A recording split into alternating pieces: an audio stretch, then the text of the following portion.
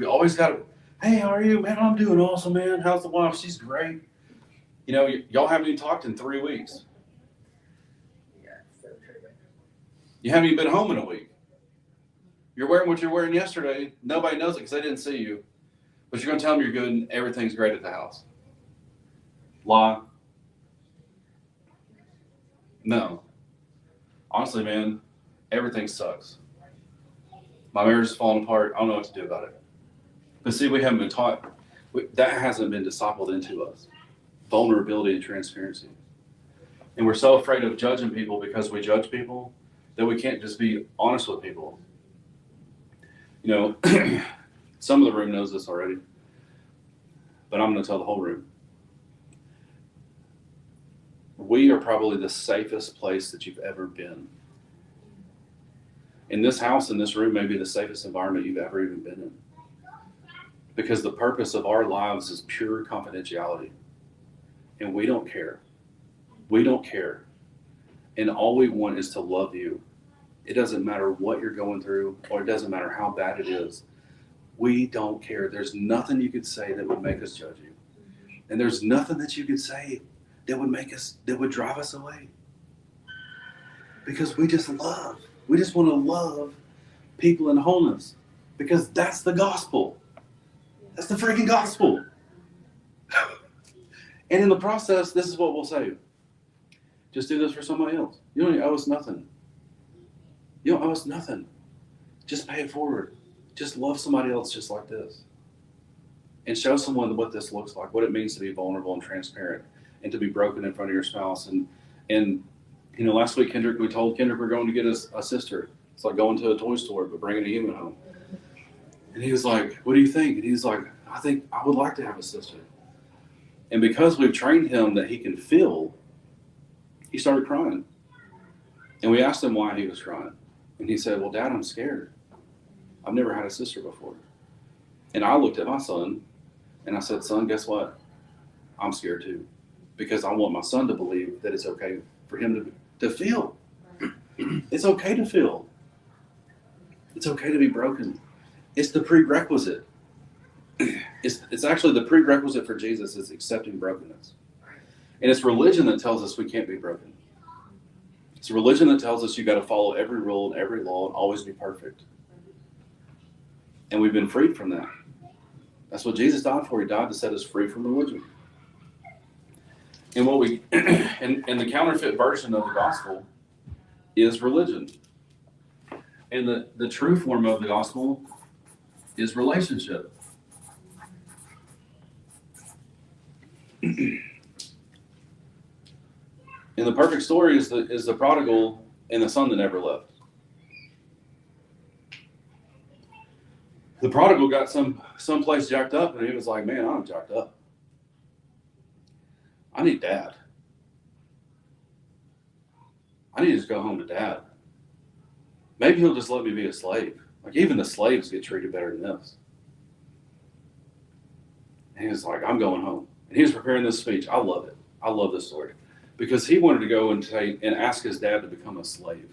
That's what he wanted to do. And his dad didn't even let him ask the question.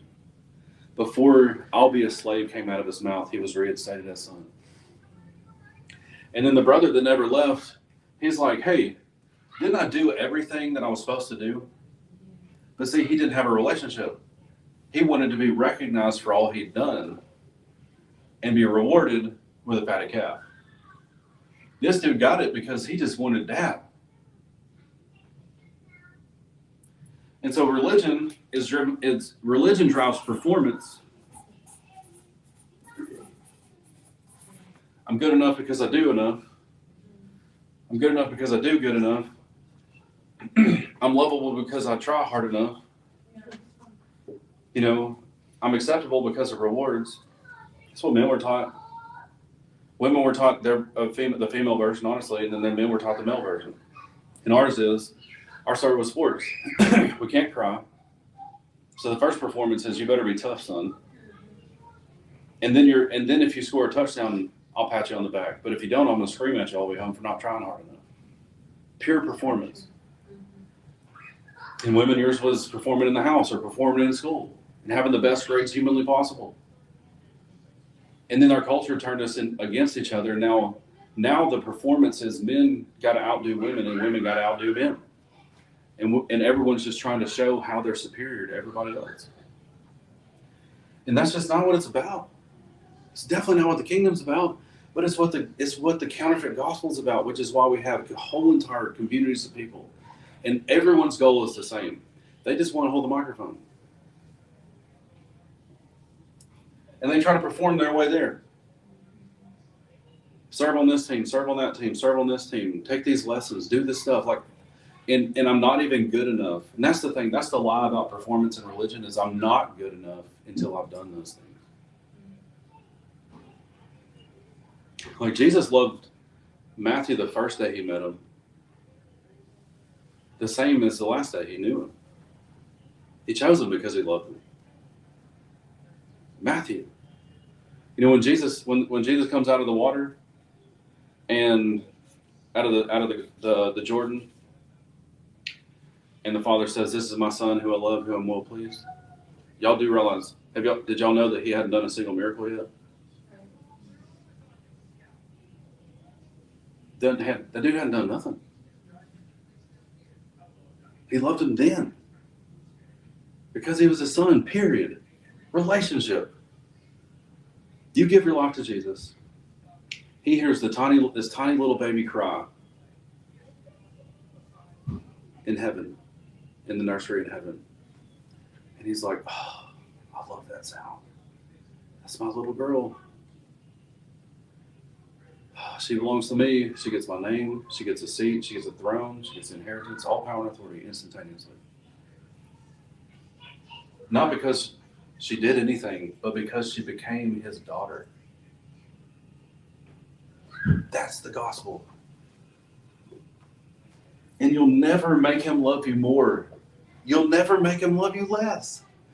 If our behavior, think about this, because we think like this, like he'll love me better, I can go back to him when I get better. We say things like that. If our behavior was powerful enough to make him love us more, then our behavior would actually be more powerful than his love. Which means that we would then be his God. Because whoever is powerful enough to change the other person is God. And it's impossible. You literally can't. He loves you 100%. His meter's only got 100% on it. So there's religion and there's relationship. I've already written this word, but I'm going to say it again. Because it fits here too. So what we do is we try to perform our way into his love. Because we won't let him have the things that are keeping us out of his presence. You follow me? He just wants you to be with him. But there's things that we're holding on to that are illegal the closer you get to him. There was the outer courts. Actually, we'll start here. There were leper colonies. You know why he made leper colonies? It's in the Bible, but I believe this to be true. Because he loved those people so much that he made a place for them to live. Because if they were any closer to him than that, his holiness would have killed them. So he spared the sick because his presence is so pure that the sick can't be in it. That's why they got healed in it. And so he's like, I love those people so much, you give them a place to live because they'll die if they come any closer than that. My presence is too powerful. And we hold on to all this crap because we've believed in a gospel that says we don't have to let it go. And then we hit brick walls in the spirit. And he just wants us in his presence, and because we turn into like court jesters. And then this happens. We just start chasing emotion. If I can scream loud enough, sing hard enough, dance fast enough, dance enough, like the whole thing is like the whole thing becomes a performance. And then we have these emotion-driven encounters with them on Sundays. And we know they're emotional because they don't become change. There wasn't a human being that encountered Jesus, even the ones that killed him, because they didn't want to kill him until they encountered him. So every single person that encountered Jesus changed. Every single one changed. So if we're going to some place to worship, and I understand the group that I'm talking to is basically the same church, but all I'm saying is this, because I'm actually talking to a lot of people. If you're going to a place and everyone's getting jacked up but no one's life's transforming, it's because you're encountering an emotion-driven environment on Sunday mornings and not the presence of God.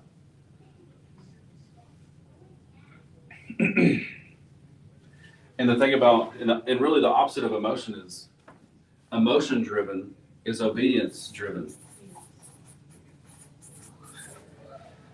And I hate to say it, and I'm going to say it a certain way on camera, but the truth doesn't care about how you feel. They don't care about how you feel. It's not considering your feelings. Yeah. It's not considering anybody's feelings. The Lord's He's not up there weighing how you feel about it and trying to decide whether or not He's going to ask you to do it. I can promise you that. And so the question is, are we going to be obedient? Because the kingdom's obedient. Jesus said, I only do what I see the Father doing.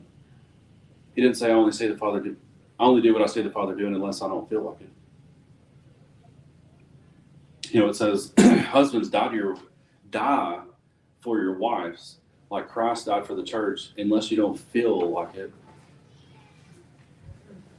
Or unless you don't feel like she deserves it. And it says, women, submit to your husbands, unless you don't feel like it. It don't say that. Right. Or unless you don't feel like he deserves it. Or unless you don't feel respected. Unless you don't feel honored and loved. There's no exclusionary clauses in the thing. They're just not in there. But we've never even thought this, but I'm saying it. And what we all can agree on together is that we act like there's exclusionary clauses. And that's counterfeit. Because it's, boom, obedience.